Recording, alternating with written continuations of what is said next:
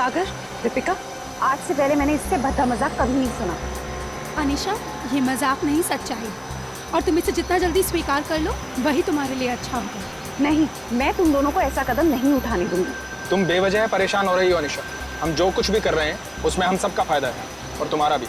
सागर, नुकसान और फायदे से पहले सही और गलत के बारे में भी सोचना चाहिए। बस अनीशा, ये नैतिक विज्ञान का लेक्चर देके हमें बोर करना बंद करो। और तुम्हारा ये लेक्चर सुन के हम लोग अपना फैसला नहीं बदलेंगे। देख लेना, तुम दोनों बहुत पछताओगे। ओ नो, ये गाड़ी तो हमारी तरफ आ रही है। अब क्या करें?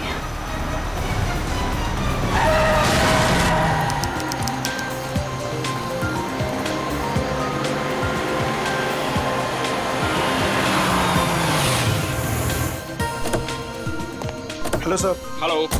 Hello ma'am. सागर, क्या तुम मीर को अकेले ऊपर तक लेके जा पाओगे? पहले भी कई बार लेके गया हूँ। शराब पीने के बाद हमेशा ड्रामे करता है। ठीक है, तो मैं सोने जा रही हूँ, मुझे बहुत जोर की नींद आ रही है। अच्छा सुनो, सुबह जल्दी उठ के शादी में जाना है। Okay, good night. Good night. सुबह जल्दी मिलते हैं। सुनो, जल्दी आना, हमेशा की तरह लेट मत करना। ओके। सर, हम आपकी कुछ मदद करें? एक व्हील चेयर ले आओ। व्हीलचेयर की क्या जरूरत है सर? हम दोनों इन्हें ऊपर ले जाते हैं। आपका कमरा नंबर 303 है ना? जितना बोला उतना करो ना। माफ करें सर, अभी लाए।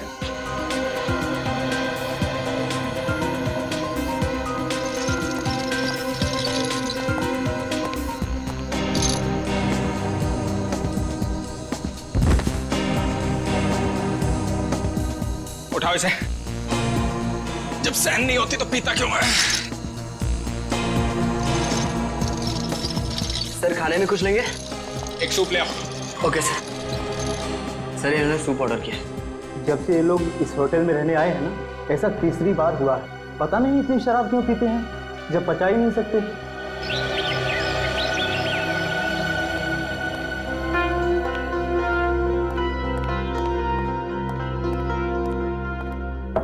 अगर साहब, मीर साहब, सर रूम सर्विस। साहब, क्या हुआ? दरवाजा नहीं खोले? नहीं, देखना दोपहर हो गई है, लगता है इन्हें रूम की सफाई नहीं करवानी है। हो सकता है शायद सो रहे होंगे। सो रहे होंगे अब तक? हाँ, मैंने सुबह फोन भी किया था नाश्ते के ऑर्डर के लिए, लेकिन उन्होंने फोन नहीं उठाया। और आज तो उनको किसी शादी में भी जाना था सुबह। शादी में भी जाना था और अब तक सो भी रहे हैं, मतलब जरूर कुछ गड़बड़ है। तुम यहीं रुको, मैं मैनेजर साहब को लेके आता हूँ। ठीक है। मैं दीपिका जी को। साहब, साहब, साहब, दरवाजा खोलिए।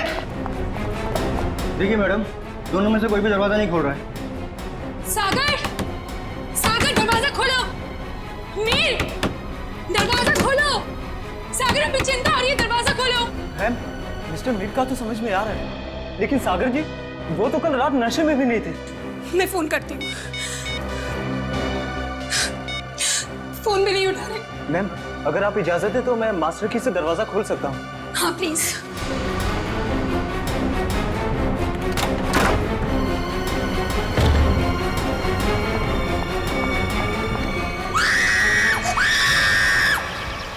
नील, तुम सोच भी नहीं सकते मैं इन छुट्टियों को लेकर कितनी उत्सुक हूँ।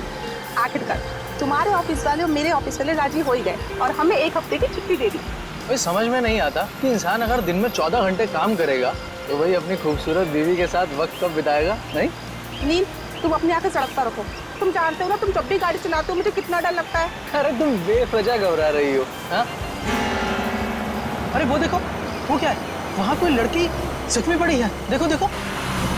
नील, हमें उसकी मदद करनी चाहिए। हाँ, सुनिए, सुनिए, आंखें खोलिए।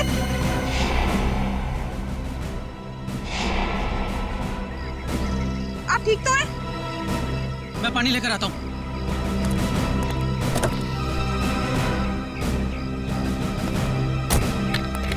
ये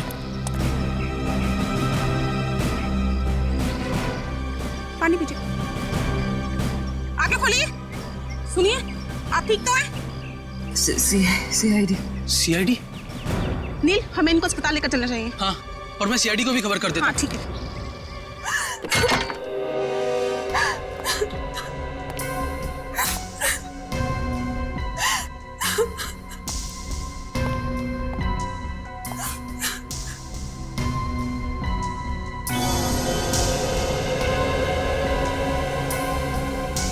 एसी भी ऑन है और खिड़की भी खुली है।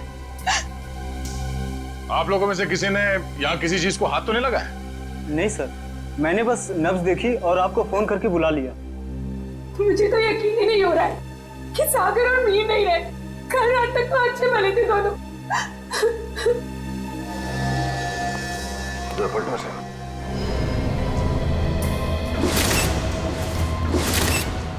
ये देखो फ्रेडी, मीर का खून गला घोट के किया गया है। हाँ सर, गले पे लाल निशान साफ साफ दिख रहा है। निशान देख के लगता है कि नायलॉन के रस्सी से गला घोटा गया इसका।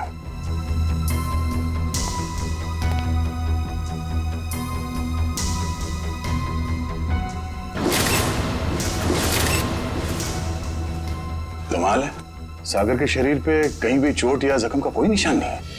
सर, हो सकता है कि सिर्फ मीर का खून हुआ हो और सागर अपने आप मर गया हो, दिल का दौरा पड़ने की वजह से या फिर और कोई बीमारी की वजह से। नहीं सर, सागर को ऐसी कोई बीमारी नहीं थी।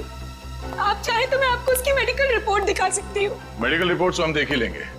वैसे आप है कौन? मैं दीपिका, सागर और मीर की चचेरी बहन।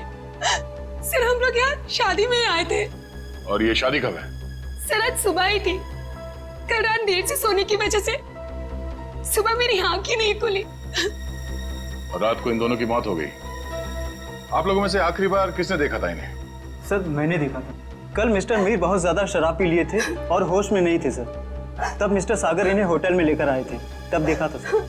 क्या मीर अक्सर शराब पीता था? हाँ सर, मीर बहुत ज्यादा शराब पीता था और शराब इससे बर्दाश्त नहीं होती थी। उसके बाद किसी ने देखा इन्हें? हो सकता है कोई कमरे में आया हो रूम सर्विस के लिए या किसी और काम के लिए। हाँ सर, मैं आया था रूम में सूप लेकर। उस वक्त मीर साहब बिस्तर पर लेटे हुए थे और सागर साहब टीवी देख रहे थे। उस वक्त टाइम क्या हुआ था? करीब 12:30 बजे। 12:30 बजे, मतलब उसके बाद इस कमरे का दरवाजा खुला नहीं है। आप लोगों ने आधे घंटे पहले दूसरी चाबी से दरवाजा खोला, राइट? जी सर। इसका मतलब है कोई और आया था यहाँ इस कमरे में, कोई तीसरा आदमी, शायद इस खिड़की से। ये नामुमकिन है सर। हमारे सिक्योरिटी गार्ड हर वक्त नीचे पहरा देते रहते हैं, तो कोई खिड़की से कैसे आ सकता है? कोई गेस्ट आया था इनसे मिलने के लिए यहाँ? नहीं। कोई गेस्ट अंदर नहीं आया, कोई खिड़की से अंदर नहीं आया। इसका मतलब है खून होटल के स्टाफ में से किसी ने किया है, ठीक उसी तरीके से। और शायद वो इस दरवाजे से ही अंदर आया, दूसरे चाबी से ये कमरे का दरवाजा खोला गया। सर, ये आप क्या कह रहे हैं सर? भला हम अपने कस्टमर का खून क्यों करेंगे? शायद लूटने के इरादे से। रेडी पंकज, कमरे की अच्छी तरह से तलाशी लो। सर, रात को 2 बजे तक तो कॉरिडोर में मैं फोन पे बात कर रहा था। मैंने तो किसी को इनके कमरे में आते हुए नहीं देखा। आपका कमरा कौन सा है? सर, वो 304।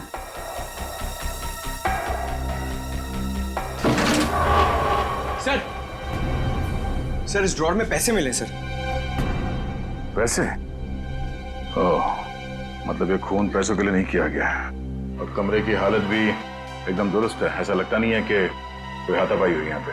हाँ सर, अगर कोई बाहर वाला आदमी होता तो अपनी जान बचाने के लिए इन्होंने हाथापाई तो की होती। इसका मतलब ये है कि जो कोई भी था वो जान पहचान वाला ही था। क्यों दीपिका जी? सर, आप मुझ पे शक कर रहे हैं? नहीं नहीं, मैं तो सिर्फ कह रहा हूँ कि इस कमरे के अंदर क्या हुआ किसी को नहीं मालूम, एक पहेली है। सर, मोबाइल फोन मिला है। सर, ये तो सागर का फोन है। सागर का फोन? और मीर का फोन मिला? नहीं। मीर का फोन? सर, पता नहीं कहाँ है। कोई बात नहीं, हम पता लगा लेंगे।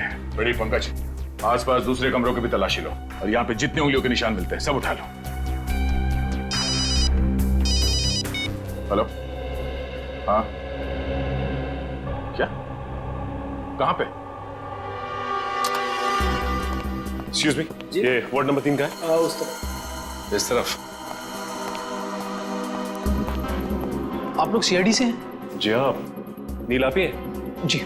आप ही ने हमारे सीनियर इंस्पेक्टर मिस्टर दया को फोन किया था, एक मरीज को हमारी जरूरत है। हाँ सर, वो एक लड़की है, वो मुझे और मेरी पत्नी को मरुआ रोड पे एक खाई के पास घायल अवस्था में मिली थी। घायल अवस्था में? जी हाँ सर, ऐसा लगता है जैसे किसी ने उन्हें जानबूझकर खाई में फेंक दिया था। उन्हें देख सकते हैं कहाँ है वो? हाँ, आइए सर। प्लीज। रेखा, ये लोग सीआईडी से हैं। अच्छा, ये बताइए कि इनके पास से आप लोगों को कुछ मिला क्या? जी सर। सर इनके पास से हमें ये लाइसेंस मिला है। और सर ये मोबाइल भी मिला है। अनीशा, सर हमने सोचा कि इनके घर वालों को फोन करके खबर कर दें, तो हमने इन्हीं के फोन से कुछ लोगों को फोन किया, लेकिन किसी ने भी फोन नहीं उठाया। किसी ने भी फोन नहीं उठाया? हाँ सर। दीपिका, सागर, मीर। अरे सर, ये तो वही लोग हैं। इन सबको फोन किया था तुमने? जी हाँ सर, इनके फोन लिस्ट में इनकी सबसे ज्यादा बात इन्हीं लोगों से हुई थी, इसलिए। ठीक है, इनकी जान बचाने का बहुत बहुत शुक्रिया। आप लोगों की जरूरत पड़ेगी तो हम आपको इन्फॉर्म करेंगे। फिलहाल आप लोग जा सकते हैं। Thank you. डॉक्टर साहब, अब इनकी तबीयत कैसी है? सर इन्हें मामूली चोटें लगी है, पर सदमे की वजह से ये बेहोश हो गई थी। अब ये ठीक है। इनसे बात तो कर सकते हैं ना? जी सर। अनीशा जी आंखें खोलिए। देखिए ये सीआईडी वाले आपसे कुछ बात करना चाहते हैं। देखिए अनीशा जी, आप घबराइए मत। आप ये बताइए कि आपके साथ क्या हुआ था, और ये दीपिका, मीर और सागर आपके लगते क्या हैं? वो मेरे चचेरे भाई बहन हैं, पर उन्होंने उसके साथ क्या किया? किसके साथ? मीर के साथ। देखिए अनीशा जी, मीर की मौत हो चुकी है और साथ ही साथ सागर की भी। क्या? हे भगवान, मुझे पहले ही लग रहा था जैसे कुछ गलत होने वाला है। अनीशा जी, आप क्या कहना चाहती हैं? प्लीज साफ साफ कहिए। हमारे एक रिश्तेदार की शादी होने वाली थी। कल रात हम चारों उसी के संगीत के फंक्शन से वापस लौट रहे थे, तभी मरुआ रोड पे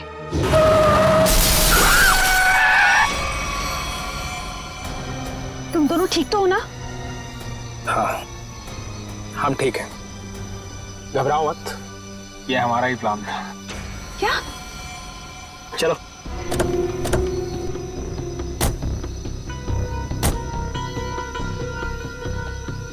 मीर का मोबाइल फोन रास्ते में कहीं फेंक देना, और ध्यान रहे जब तक हमें हमारा पैसा ना मिल जाए मीर बेहोश ही रहना चाहिए। ये लो नया सिम कार्ड। मीर के परिवार वालों से फिरौती की मांग इसी नंबर से करनी है। और हाँ, हमें फोन मत करना, वक्त आने पर हम लोग खुद कांटेक्ट करेंगे। नहीं, मैं तुम दोनों को ऐसा कुछ नहीं करने दूंगी।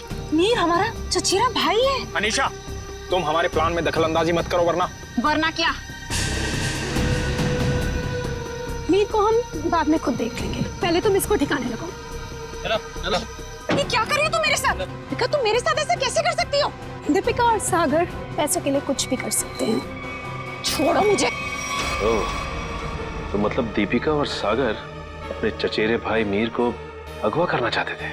हाँ सर, अगर ये बात मुझे पहले पता होती कि उनके दिमाग में ऐसी कोई खिचड़ी पक रही है, तो मैं मीर को पहले ही सावधान कर देती। लेकिन मैं भी फंस गई बेवजह उनके प्लान में, और जब मैंने उनका साथ देने से इनकार कर दिया तो उन्होंने मुझे चलती गाड़ी से नीचे खाई में फेंक दिया। क्या जमाना आ गया है? रिश्तेदार एक दूसरे के साथ ऐसी घिनौनी हरकत कर सकते हैं?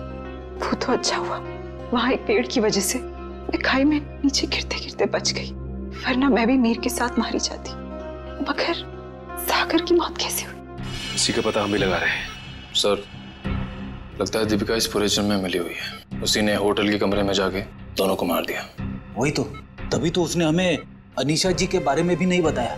लेकिन वो मीर को मारेंगे क्यों? वो तो सिर्फ उससे पैसे चाहते थे।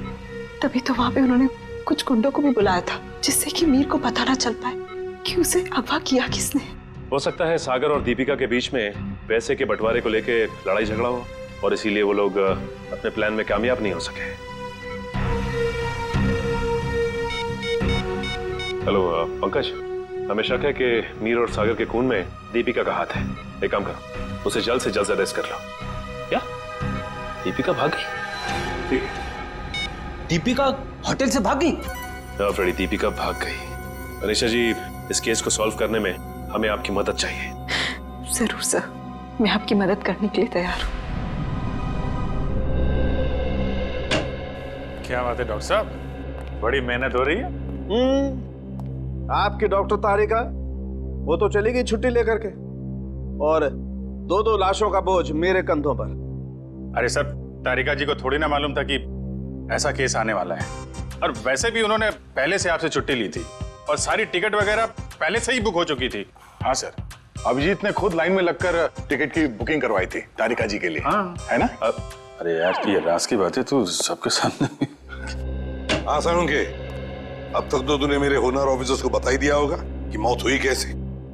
बस आपके ये होनहार ऑफिसर, इन्हें किसी और चीज से फुर्सत मिले तो लाश की बात करें ना। देखिए सर, हम लोग यहाँ सिर्फ लाश की बातें ही करने आए हैं। Oh, really? जी बताइए बताइए। बस इस मीर की मौत हुई है गला दबाने की वजह से। किसी ने बहुत ही होशियारी के साथ इसकी जैगुलर वेन को दबा दिया और तोड़ दिया, और ये काम किसी एक्सपर्ट का है। वो अच्छी तरह से जानता है कि गले के कौन से हिस्से को दबाने से जल्दी से मौत हो जाएगी। मीर ने शराब भी पी रखी थी ना? शराब भी पी रखी थी, और मीर के खून में मुझे एक ड्रग मिली, डोडीन नाम की ड्रग, जो इंसान को बहुत गहरी नींद में सुला देती है। जब इस मीर का खून हो रहा होगा ना, इसे पता भी नहीं चला होगा। ये मीर होटल जाने से पहले संगीत के फंक्शन में गया था, शायद वहीं किसी ने इसे ये ड्रग दी होगी। नहीं, मीर की मौत हुई कब? मीर की मौत हुई है लगभग 16 घंटे पहले। 16 घंटे पहले? मतलब जब सागर मीर को व्हील चेयर के ऊपर बिठाकर होटल के अंदर ले जा रहा था, तब तक ये मीर मर चुका था? बिल्कुल दया। इनफैक्ट सागर मीर को नहीं, मीर की लाश को कमरे में ले जा रहा था। तो फिर सागर की मौत कब हुई? सागर की मौत हुई है मीर की मौत के ठीक 12 घंटे के बाद, और सागर की बॉडी पर कहीं किसी किस्म की चोट के निशान नहीं है। तो फिर इसकी मौत हुई कैसे साळुंखे? इसकी मौत हुई है सफोकेशन की वजह से। किसी वजह से इसका दम घुट गया, ऑक्सीजन ने इसके फेफड़ों में जाना बंद कर दिया, और इसी वजह से सागर की मौत हो गई। पर सर, सागर का दम घुटा कैसे? ये पता लगाना भी बाकी है, लेकिन हाँ, फिलहाल मैं आप लोगों को एक बहुत अहम सुराग दे सकता हूँ। क्या क्या सुराग? एक मिनट।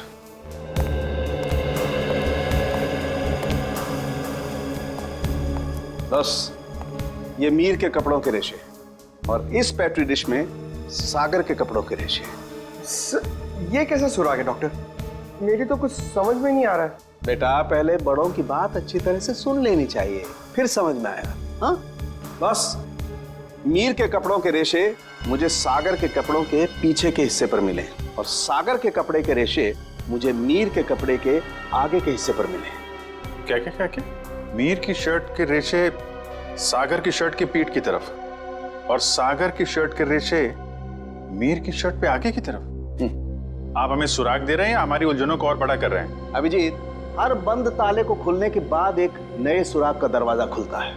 फिलहाल इस ताले की चाबी ढूंढनी है। ये पता लगाना है कि इन दोनों के कपड़ों के रेशे एक दूसरे के कपड़ों पर आए तो आए कैसे। पता लगा लेंगे साळुंखे। जब तूने इतना सब पता लगा लिया है तो फिर इसके आगे का हम पता लगा ही लेंगे। सर, उस दीपिका का कुछ पता नहीं चल रहा है सर। वो ना तो अपने घर गई, ना कोई सहेली के पास, और तो और सर, उसने अपना फोन होटल के बाहर ही कहीं फेंक दिया ताकि हम लोग उसका पीछा ना कर सके। इसका एक ही मतलब हो सकता है कि दीपिका का कोई ना कोई संबंध जरूर है मीर के खून के साथ, इसीलिए तो वो गायब हो गई। सर, अगर ऐसी बात है तो दीपिका को पहले ही गायब हो जाना चाहिए था। वो हमसे मिली क्यों? शायद उसे ये पता नहीं था कि सागर की भी मौत हो जाएगी, और जैसे सागर की मौत होगी सारी बाजी पलट गई। ये देखो, कांच के टुकड़े, कांच के टुकड़े। सर, शायद मीर और दीपिका की गाड़ी के होंगे। हाँ, हो सकता है। लेकिन सर, उनकी गाड़ी जब होटल में आई थी तो सही सलामत थी। वही तो फ्रेडी, वही तो। जब उनकी गाड़ी होटल में आई थी तो बिल्कुल सही सलामत थी। जरूर गाड़ी की मरम्मत की गई होगी, क्योंकि जब हमने गाड़ी होटल पर देखी तो बिल्कुल वैसे के वैसे थी जैसे कुछ भी नहीं हुआ था उस गाड़ी को। ये कुछ और ही चक्कर है।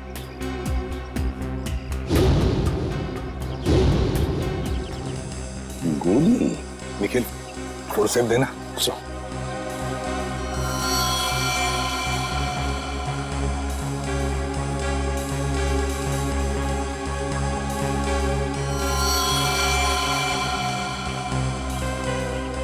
गोली चली है यहाँ पर। अनीशा, जब गुंडों के साथ मुठभेड़ हुई तब क्या किसी ने गोली चलाई थी या गोली चली थी? नहीं सर, मेरे सामने तो नहीं चलाई, पर हो सकता है मेरे जाने के बाद चली हो। तुम्हारे जाने के बाद? अनीशा के जाने के बाद गोली चली थी?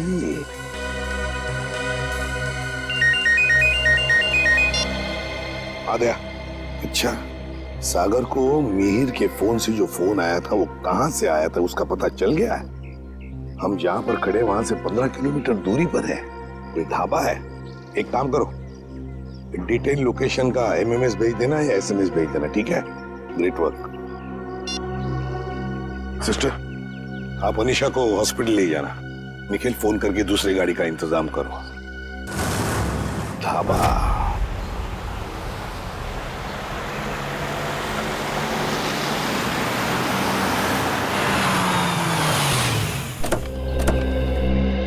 ये है वो प्रकाश ढाबा, यहाँ से किया गया था सागर को फोन। आइए आइए साहब, क्या खिलाऊं आपको? दाल मखनी, कढ़ाई पनीर या फिर सरसों का साग? बस कर यार, और नाम मत लेना वरना मेरे चूहों में पेट दौड़ने लगेंगे। सॉरी सर, मेरे पेट में चूहे दौड़ने लगेंगे। तो अच्छी बात है ना साहब, हमारा धंधा और बढ़ेगा। देखो, हम यहाँ खाना खाने के लिए नहीं, तहकीकात करने के लिए आए हैं। हम लोग CID से हैं। CID? तू चुप रहे छोटू। साहब, हुआ क्या है? हमने तो कुछ नहीं किया। हाँ, वो तो पता लगा ही लेंगे। खैर, पहले ये बताओ, 14 तारीख की रात को क्या तुम्हारे यहाँ एक कस्टमर आया था जो रात भर तुम्हारे इस ढाबे पर ही था? रात भर? रात भर 10 बजे से लेके 6 बजे तक। क्या वो रात भर फोन पे ही बात कर रहा था? साहब, ढाबे पे तो नहीं था, पर हाँ, सड़क के उस पार एक गाड़ी खड़ी थी जिसके अंदर एक आदमी बैठा था और वो किसी से फोन पे बात कर रहा था। तो क्या तुमने उसे अच्छी तरह से देखा? नहीं साहब, अंधेरा था, इसके लिए चेहरा नहीं देख पाया। अच्छा, क्या वो अकेली गाड़ी में था या उसके साथ कोई और भी था? उसके साथ ड्राइवर था साहब। वो 2-3 दफा चाय लेने आया, खुद के लिए और वो दूसरे आदमी के लिए भी। और हाँ साहब, उसने कैंची भी तो मांगी थी। हाँ, कैंची मांगी थी? वो किस लिए? क्या मालूम साहब, बड़ा ही अजीब था वो ड्राइवर। गाड़ी से उतरा, मिट्टी और पत्थर जमा करके फिर से गाड़ी में बैठ गया। क्या जमाना आ गया है सर, आजकल लोग सड़क पर से पत्थर और मिट्टी भी चुराने लगे। किसी और काम के लिए फ्रेडी, पत्थर और मिट्टी किसी और काम के लिए। क्या वो ड्राइवर भी फोन पे बात कर रहा था? नहीं साहब, जो पीछे बैठा था वही आदमी बात कर रहा था। ड्राइवर को तो तुमने अच्छी तरह से देखा है ना? हाँ। तो हमारे लिए उसका एक स्केच बनवाओ, ठीक है? हाँ।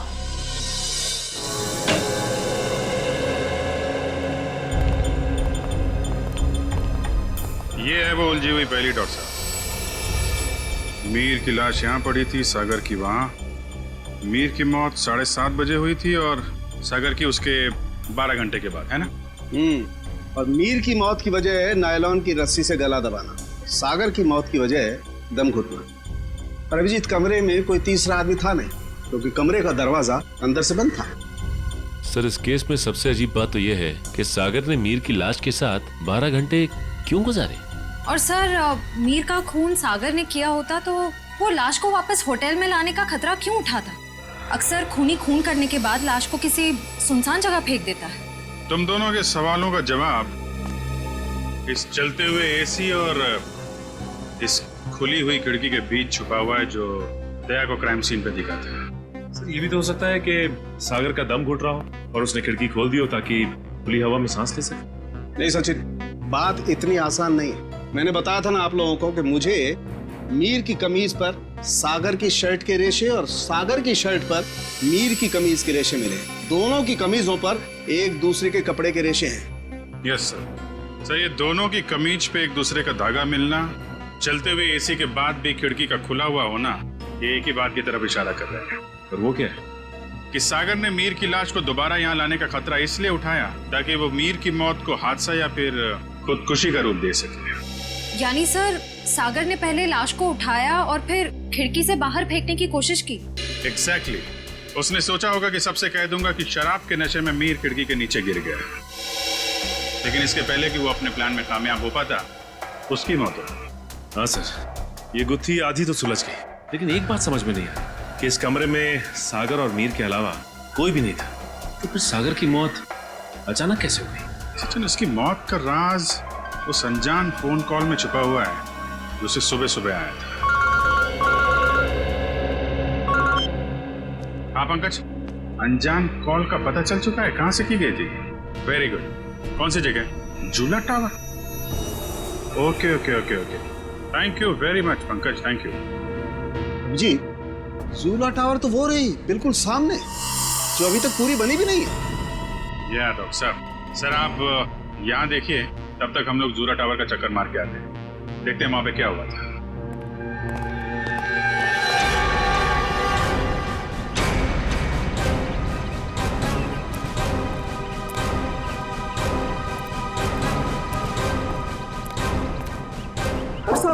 कौन है आप लोग?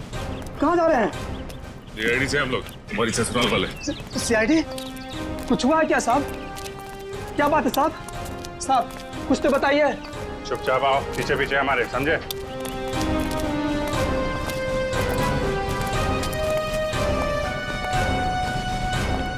ये देखो, यहाँ से कमरा नंबर 303 बिल्कुल साफ साफ दिख रहा है।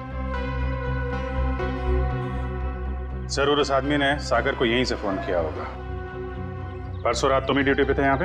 हाँ साहब, मैं तो हर रात यहाँ ड्यूटी पर ही रहता हूँ। तो जरा ठीक से याद करके बताओ, परसों रात यहाँ पे कोई अजनबी आया था इस बिल्डिंग में? साहब कुछ कॉलेज के बच्चे थे, कह रहे थे किसी पिक्चर की शूटिंग करनी है। पिक्चर की शूटिंग? कौन सी पिक्चर, क्या बताया उन लोगों ने? उन्होंने कहा कोई छोटी सी पिक्चर की शूटिंग करनी है कॉलेज के एग्जाम के लिए। उन्होंने मुझे 15,000 रुपये दिए और तुमने उन्हें अनुमति दे दी यहाँ शूट करने की? जी, मुझे लगा मेरी और मेरे बच्चों की मदद भी हो जाएगी। और खूनी की भी। खूनी? हाँ खूनी। तुम ही बताओ, उन लोगों का नाम नंबर कुछ है तुम्हारे पास? नहीं साहब। अच्छा ये बताओ कि वो बच्चे आए कैसे? साहब वो लोग नीले रंग की गाड़ी में आए थे। नीली गाड़ी? गाड़ी का नंबर क्या? गाड़ी का नंबर याद नहीं, बहुत अंधेरा था। अच्छी चौकीदारी कर रहे थे, उनका नाम पता तक नहीं लिया तुमने, सिर्फ गाड़ी का रंग याद है बस। गलती हो गई साहब। पर हाँ साहब, एक बात है जो शायद आपको कुछ काम आ जाए। क्या बात? साहब वो लोग उस कैमरे की बात कर रहे थे जो आपने साथ लेकर के आए थे। कह रहे थे महंगा है, संभाल के रखना, भाड़ा देना है। भाड़े का कैमरा? सर श्रेय और पंकज लगे हुए हैं कि स्टूडेंट्स ने फिल्म का कैमरा कहां से किराए पे लिया था। गुड। और दया, ड्राइवर का स्केच बन गया? हाँ सर, वो स्केच हमने सभी एम्प्लॉयमेंट एजेंसी में भेज दी है। बहुत जल्द उसकी पहचान हमारे सामने होगी। तू यहाँ? हाँ यार, लैब में बैठा बैठा बोर हो रहा था, मैंने सोचा आप लोगों के साथ ब्यूरो में चल के चाय पी लेता हूँ। अरे चाय तो हम आपको जरूर पिलाएंगे डॉक्टर साहब, लेकिन ऐसा कौन सा सबूत हाथ लग गया है जो आप भागे भागे यहाँ चले आए?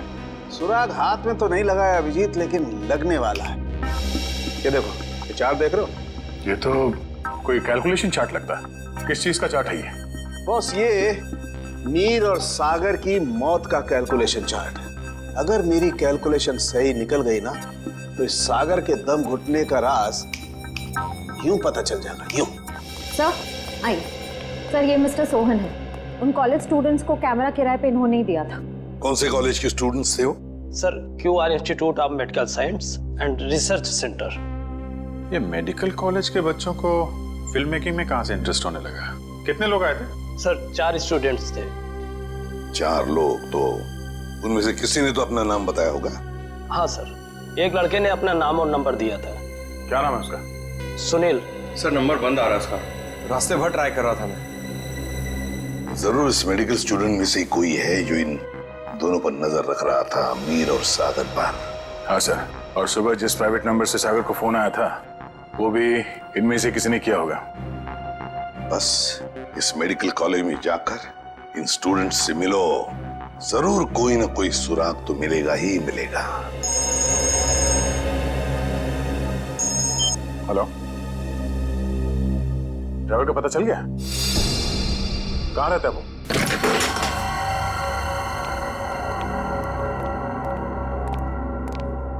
ये ड्राइवर चंदन लगता है 9 तो 11 हो गया। तो ढूंढो।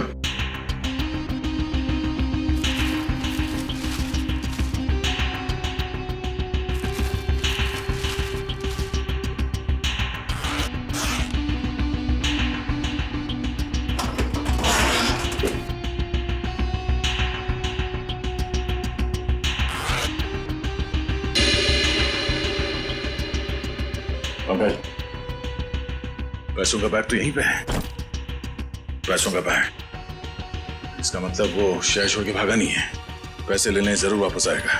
अरे भाई साहब, जी साहब इधर आना। जी साहब, अरे ये चंदन कहाँ गया, कुछ पता है क्या? गाड़ी तो यही है, यही कहीं होगा। ठीक है, आप जाइए। कहीं ये वही गाड़ी तो नहीं जिसे ढाबे वाले ने देखा था? चलो देखते हैं।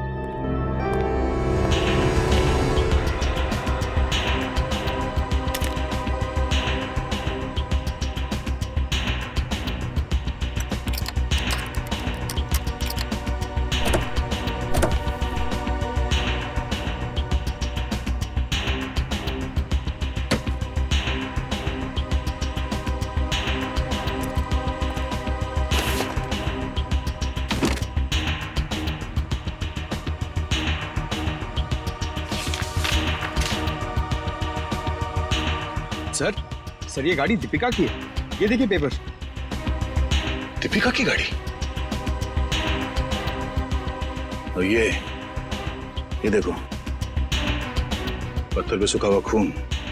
शायद ये वही कंकड़ पत्थर है जिन्हें ड्राइवर ढाबे के पास इकट्ठा कर रहा था।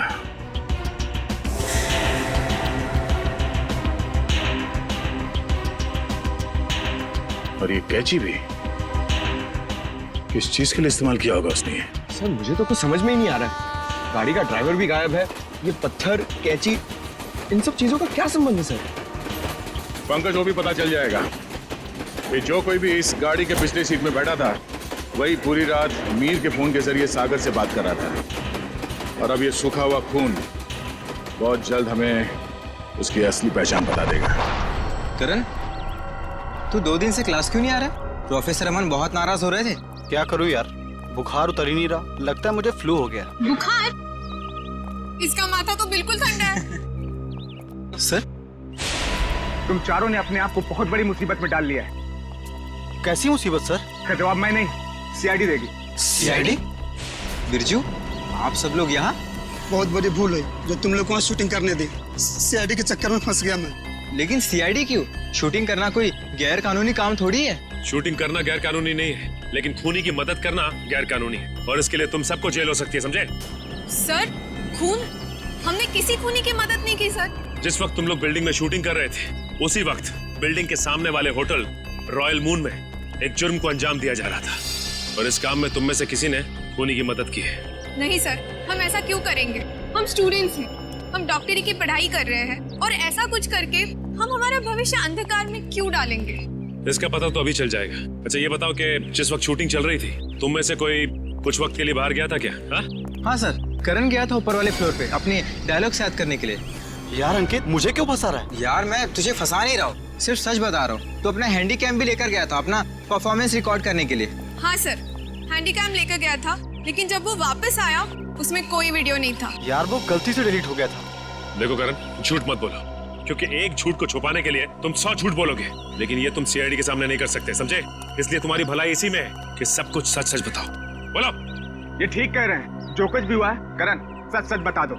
सर, मुझे डर था कि मेरी अटेंडेंस कम होने की वजह से मैं एग्जाम में फेल हो जाऊंगा। तभी अचानक मुझे किसी ने एक दिन चिट्ठी भेजी, और साथ में एक सिम कार्ड भी। उस चिट्ठी में लिखा था कि उस होटल के कमरे में जो भी कुछ हो रहा है उसकी लाइव फीड रिकॉर्ड करके मैं उसे दूं, और साथ में उसे फोन भी करूं, तो वो मुझे फेल होने से बचा लेगा। तो सर मैंने वैसा ही किया। मतलब अगर तुम उस जुर्म का आंखों देखा हाल भेजते और उस आदमी को यानी कि सागर को फोन करते, तो तुम परीक्षा में पास हो जाते।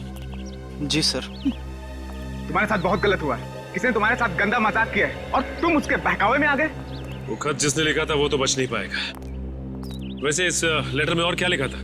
उस चिट्ठी में लिखा था कि जैसे ही सागर उस आदमी को खिड़की तक लाए तो मैं सागर को फोन करूं, और 5 बार घंटी बजते ही मैं वहां से चला जाऊं।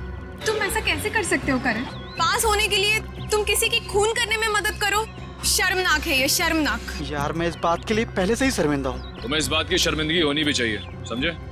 अच्छा फिर फोन करने के बाद क्या हुआ? सागर ने मेरा फोन उठाया नहीं, बस वो अचानक वहीं खड़ा रहा। मैंने फोन किया, 5 बार घंटी बजी, उसके बाद फोन काट कर मैं वहाँ से चला गया। ठीक है, देखो ये सारी बात हम लोगों के बीच में ही रहे, क्योंकि मैं नहीं चाहता कि अगर खूनी हमारे आसपास है तो उसे इस बात की भनक भी लगे। मैं समझ सकता हूँ सर। और करण तुम्हें हमारे साथ चलना होगा होटल रॉयल मून में, जहाँ क्राइम हुआ है। करण, अब बताओ, सागर और मीर एग्जैक्टली कहाँ पे खड़े हुए थे? यहाँ पर सर। मीर सागर के कंधों पर झूल रहा था। और तुमने सुबह 6 बजे के करीब उनको फोन किया? जी सर। करण, ये समझो कि तुम सागर हो और इंस्पेक्टर सचिन मीर है। ठीक से याद करके बताओ कि सागर ने मीर को कैसे उठा रखा? आप अपनी बाजू यहाँ पर रखिए। इसे? यस सर, और अपनी मुट्ठी बंद कर लीजिए। लो, बंद किया? जी। ओह, तो इसका मतलब मीर के हाथ सागर के कंधों पे नहीं बल्कि गर्दन के पास थे। जी सर। इस तरह से? जी। और फिर तुम्हारे फोन करने के बाद क्या हुआ? मुझे कहा गया था कि फोन का रिंग 5 बार बजने के बाद तुम वहां से चले जाना। फोन तो बजा पर फोन सागर ने उठाया नहीं। उठाता कैसे भैया? उस वक्त तो मीर सागर का खून कर रहा था। मीर सागर का खून कर रहा था? सर ये कैसे मुमकिन है? मीर तो खुद एक लाश था। तो तुमसे किसने कहा श्रेया की लाश खून नहीं कर सकती? सालुंके साहब आप भी फ्रेडी की तरह। एक मिनट सचिन, मैं कोई आत्मा की बात नहीं कर रहा हूँ, मैं साइंस की बात कर रहा हूँ। मैं रिगर मोर्टिस की बात कर रहा हूँ। याद है अभिजीत, कुछ सालों पहले भी ऐसा ही केस हुआ था। तुम पूछना अपने एसीपी साहब से, उस केस में एक लाश ने एक आदमी को गोली मारी थी।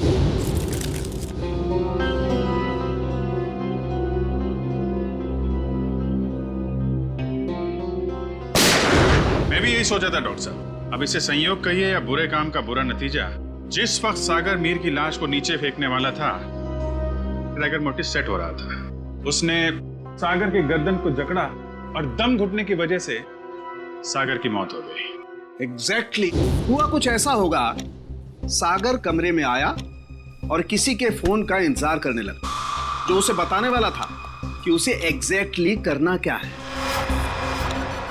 फोन आने के बाद सागर ने मीर को बिस्तर से उठाया और उसे खिड़की की तरफ लेके गया ताकि मीर को हत्या या आत्महत्या बनाया जा सके। लेकिन एक बात है अभिजीत, मुझे नहीं लगता है कि ये कोई संयोग था या कोई बुरे काम का बुरा नतीजा था, बल्कि मुझे लगता है सागर को फोन ठीक उसी वक्त जानबूझकर किया गया जब मीर के हाथों में राइगर मोर्टिस सेट हो रहा हो और मीर का हाथ सागर की गर्दन दबा सके। आपकी बात में दम है सरों के साथ, वरना सागर के पास तो पूरी रात थी इस जुर्म को अंजाम देने के लिए। उसने सुबह तक इंतजार किया ही क्यों? क्योंकि वो चाहता था कि मीर के साथ साथ सागर का भी टिकट कट जाए और उस तक पहुंचने के सारे रास्ते बंद हो जाएं, कानून उस तक पहुंच ही ना पाए। मगर सालुंके साहब, खूनी ना तो यहाँ पे था और ना ही खूनी उस बिल्डिंग में था, तो फिर खूनी को ये कैसे पता चला कि मीर का शरीर कब पकड़ने वाला है और सागर उसे कब उठाने वाला है? करण के फोन के जरिए। मगर सर सागर ने मेरा फोन तो उठाया ही नहीं। 5 बार रिंग बजी और मैं वहां से भाग गया। मैं भी बताता हूँ। श्रेया, जरा सागर के फोन पे कॉल करना। सर।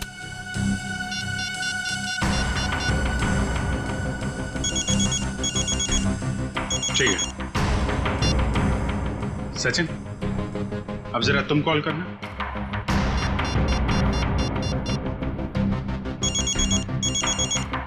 ठीक है। करण, अब तुम अपने फोन से सागर को कॉल करो।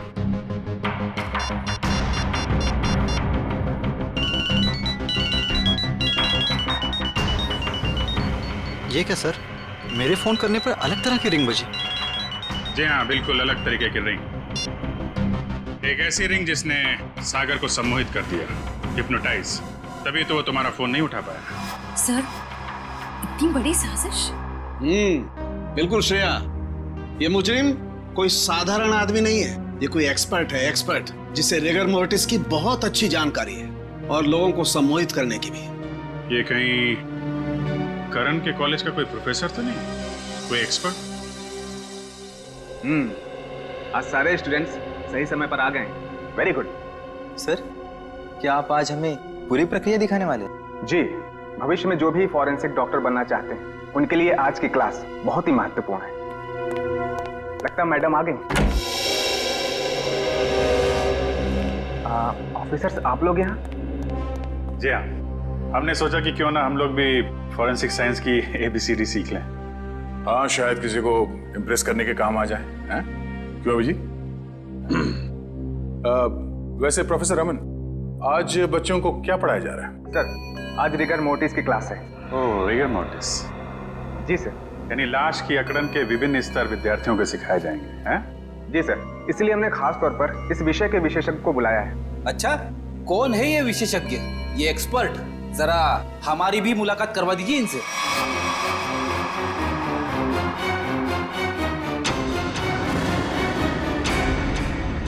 अरे फ्रेडी, विशेषज्ञ को नहीं पहचाना तुमने, हैं?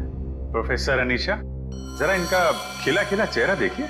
ऐसी मुस्कान है इनके चेहरे पे जैसे मुजरिमों को तब होती है जब उन्हें गलतफहमी हो जाती है कि वो CID से बच गया। क्यों? ये कैसी बातें कर रहे हैं आप? वैसे खून की प्लानिंग तो वाकई बहुत सोच समझ के की थी आपने, मगर एक गलती कर दी, सीआईडी को हल्के में आंक लिया। क्या बकवास कर रहे हैं आप लोग? मैंने कोई खून नहीं किया है, मैं तो खुद घायल हूँ। उन्होंने मुझे खाई में फेंक दिया था। क्या भूल गए हैं आप लोग? हम कुछ नहीं भूले, शायद आपकी याददाश्त कमजोर है। क्या मतलब? मतलब यह कि आपको खाई में फेंका नहीं गया था, आप खुद उतरी थी वहां पे। आपके शरीर पे ये जो जख्म है, चोट के निशान है, ये खुद आपने बनाए हैं। क्या सबूत है ये निशान मैंने बनाए हैं? वैसे हम जानते हैं कि फॉरेंसिक डॉक्टर होने का फायदा उठाकर आपने इस केस में ज्यादा सुराग नहीं छोड़े, पर उस कार को साफ करना भूल गई आप। पत्थर पे जो खून मिला है और कैंची पे जो उंगलियों के निशान है वो आपके हैं अनीशा जी। हमारे पास काफी सबूत हैं आपको अदालत में खूनी साबित करने के लिए। बाहर जाने के सभी दरवाजे बंद हो चुके हैं अमीशा जी, अब सिर्फ जेल का दरवाजा आपका इंतजार कर रहा है। अब बताइए क्यों किया आपने ये सब? दीपिका और सागर ने प्लान बनाया था, मीर को किडनैप कर लेंगे और बदले में उसके ट्रस्ट से ढेर सारा पैसा मांगेंगे। उन्हें नहीं पता था कि मुझे उनके प्लान के बारे में सब कुछ पता लग गया है और बदले में उनके खिलाफ में एक और प्लान बना रही थी जो उनके प्लान से कई ज्यादा खतरनाक था। और उस ड्राइवर और दीपिका का क्या किया तुमने? दोनों को मारकर जंगल में फेंक दिया नीलगंज के। शर्म आनी चाहिए तुम्हें। एक फोरेंसिक डॉक्टर का फर्ज होता है कि वो समाज से जुर्म को मिटाने में कानून का साथ दे, खूनियों को पकड़ने में मदद करे, लेकिन तुमने अपनी शिक्षा का गलत इस्तेमाल किया है, खुद एक अपराधी बन गए। ऐसे घिनौने अपराध की सिर्फ एक ही सजा है, फांसी।